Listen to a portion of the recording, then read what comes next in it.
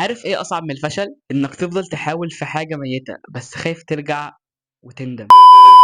كنت بستغرب قوي الناس اللي في كليات طب او هندسة او الكليات اللي هي بتقعد تتعب كتير قوي عشان توصل لها دي، وحتى بعد ما بتخشها انت اوريدي بتفضل في تعب 5 6 سنين برضه. كنت بستغرب قوي ان في شوية منهم بعد ما دخلوا الكلية قعدوا بتاع سنتين 3 فيها، وفجأة مرة واحدة يقرروا ان هما يغيروا الكلية، يقولوا لك بقى ما لقيتش نفسي فيها او مش حاسس انها مجالي او كلام كده لا يعقل.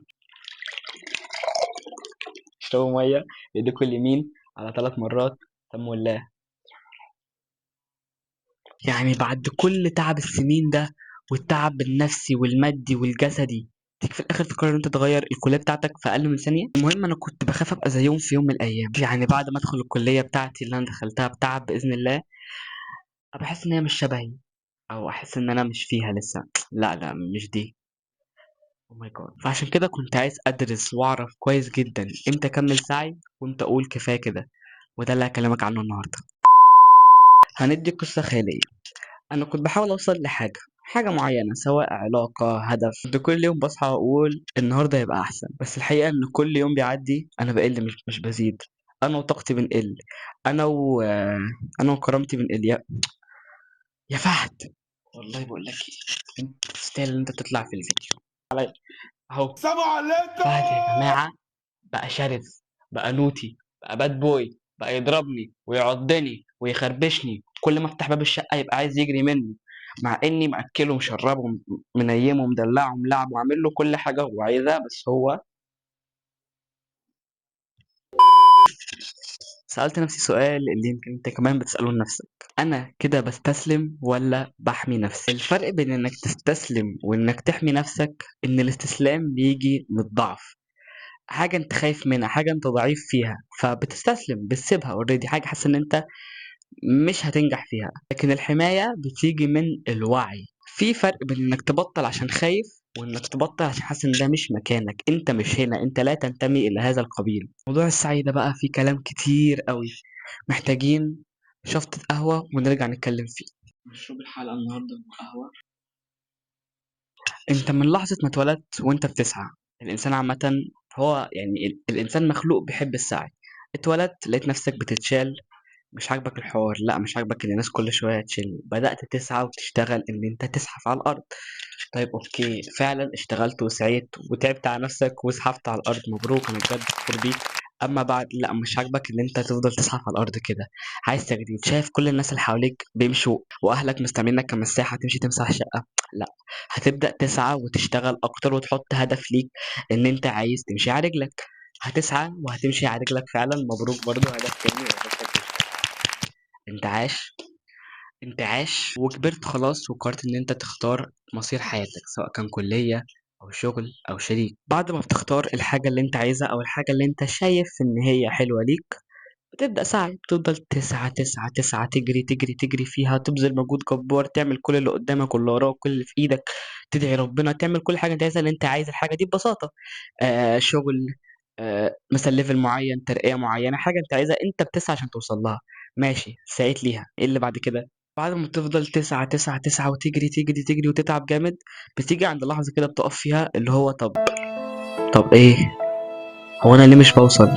طب انا هوصل امتى؟ ولا هوصل لايه؟ ولا يمكن الطريق اصلا اللي انا ماشي فيه ده غلط، ده مش الطريق اللي انا فعلا اسعى فيه. هتفضل لحظة كده بقى تفكر، ساعتها اللحظة اللي انت هتقف فيها دي هتسأل نفسك سؤال: امتى اكمل سعي؟ او انا لازم اكمل سعي دلوقتي ولا اوقف واقول ده مش نصيبي؟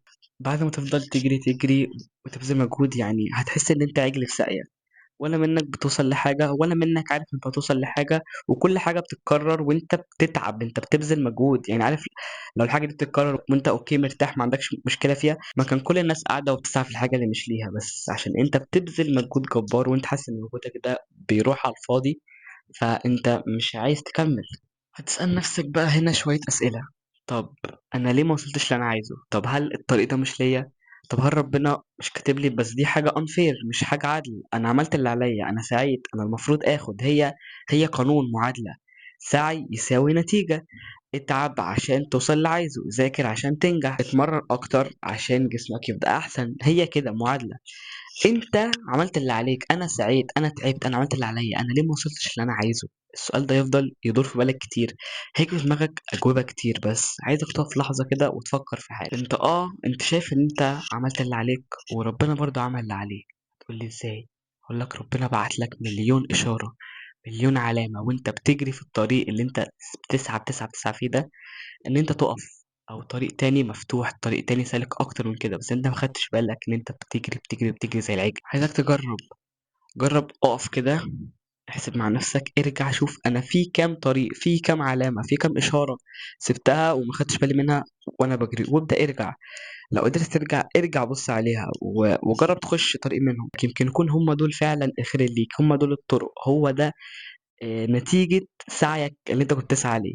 ربنا ما بيضيعش تعب حد ابدا، انت من ساعة ما اتولدت كل حاجة انت ليك نصيب فيها اتكتبت معاك، سواء كان اكلك، شغلك، حتة العيش اللي انت بتاكلها في الفطار دي بتكون مكتوبة ان العيش ده من نصيب اياد، اياد اللي هياكله. كل حاجة بتكون مكتوبة من اول شغلك، سعيك، رزقك، لحد يعني اصغر حاجة، حتة التفاحة اللي انت بتاكلها دي من وهي بتتزرع في الارض من نصيب اياد، اياد اللي هياكلها كده. الموضوع ده بجد مذهلني قوي، مهما اقعد افكر فيه بحس ان انا سبحان الله. يعني حتى لو يعني فاهمين، ممكن يكون في الاول شكل الطريق اللي انت دخلته في الاول مش عاجبك، او مش ده الطريق اللي انت حاسس نفسك فيه، بس صدقني لو جربت دخلته هتلاقي ربنا بيوقف لك ناس في طريقك، اللي هو دعوة الأم، اللي هو ربنا يوقف لك ناس ولاد حال في طريقك، الناس دول هيقفوا هيساعدوك، هتلاقي الطريق سهل، هتلاقي نفسك بتبدع فيه، بتلمع، بتطلع كل الكرياتيفيتي اللي عندك، بتبقى شخص فعلا، انت شخص مميز في الطريق ده، لأن ربنا ما بيخلقش حد دايما ما عندوش أي موهبة.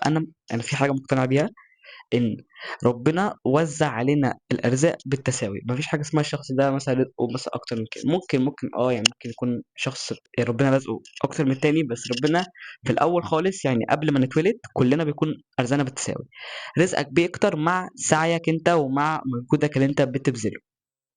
يعني في الأول هتلاقي كده شوية ناس في الدراسة، ناس الله أكبر دماغهم شغالة ما بتنامش، الله أكبر تلاقيهم متميزين في الماس، في الساينس، في العربي، في الإنجليش، كل درجاتهم فول مارك وبيساعدوا كل الناس.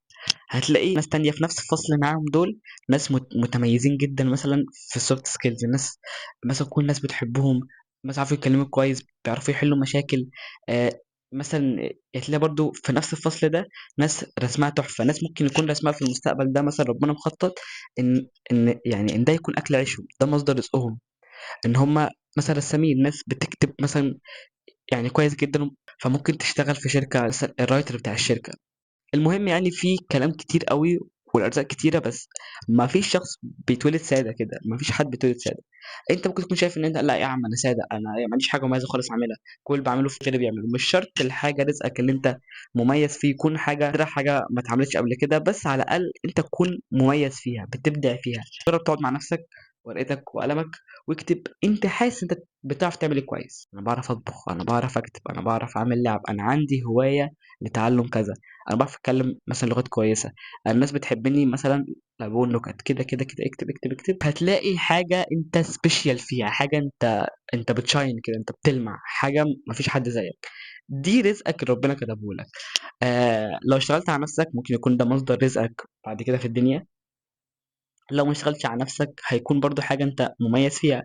ومستحيل يعني تلاقي شخص عنده كل الحاجات دي الا لما يكون ده شخص فعلا اتولد بحاجه واحده هو مميز فيها، وربنا كرمه ورزقه بعد كده بحاجات كتير جدا زي كده. طيب برضو دلوقتي يا اياد انت ما جاوبتش على السؤال امتى اكمل سعي وامتى ابطل واقول كفايه.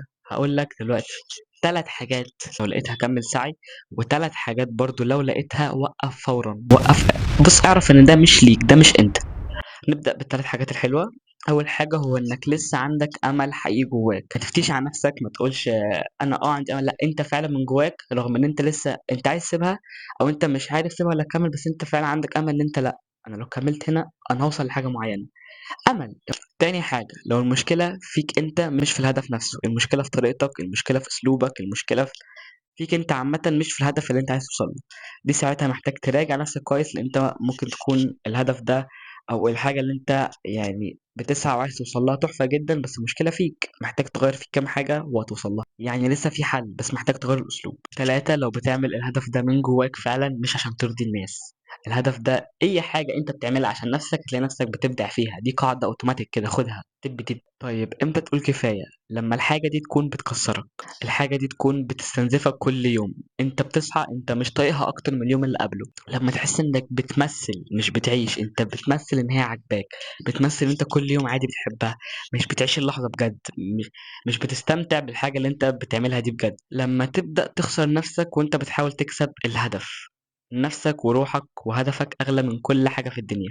دي برضو يعني ممكن حد يقول لي أنا مش فاهمك أكتر، وضح أكتر.